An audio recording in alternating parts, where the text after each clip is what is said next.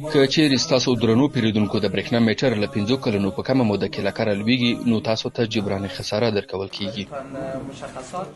کله چې د کابل برېښنا ریاست تخنیکي کارکونکي د سهراب کور برېښنا میټر تخنیکي ستونزه تاییدوي، نو د سمدلاسه د کابل برېښنا مرکزی ریاست ته مراجعه کوي. چیرې چې د قراردادي شرکت له لوري د میټر د جبراني خسارې په اړه معلومات ورکول کیږي. مرا فرم داد پیش رئیس صاحبا و همینجا پیش معاون صاحبا امضا کردم. از فرم گرفته رفتم، گفت برو تو را به حساب میتری که تو گرفتی از شرکت میبر تو را باید تاوانش بپردازه. لکه څنګه چې د سهراب کور میټر په 15 کلنۍ موده کې له تخنیکي ستونزو سره مخ شوی، نو د میټرونو اړوند شرکت مکلف دی چې سهراب لپاره پرته له کوم لګښت د میټر دا زیان جبران کړي.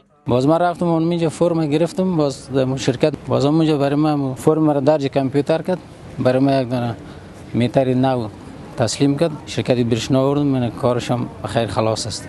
د افغانستان برېښنا شرکت د نړیوالو شرکتونو لخوا تولید شوي میټرونه نصبوي چې قراردادونه یې په 1990 او 1998 کلونو کې د وخت رهبرۍ لخوا د شرایطو او معیارونو په نظر کې نیولو سره لاسلیک شوي دي. 4 کمپانی تولیدی قرارداد شده در سال 1398. از آن بابت به این طرف این میترها در شبکه قابلیت نصب را داره و در شبکه نصب می شود.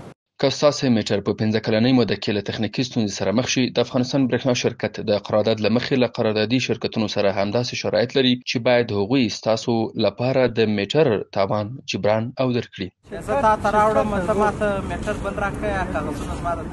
کله چې تاسو له بازار څخه میټر اخلي، د افغانستان برېښنا شرکت تاسو ته ډاډ درکوي چې هر پلورونکی به د قانوني اسنادو په درلودلو سره ستاسو پوښتنو ته ځواب ویونکی وي.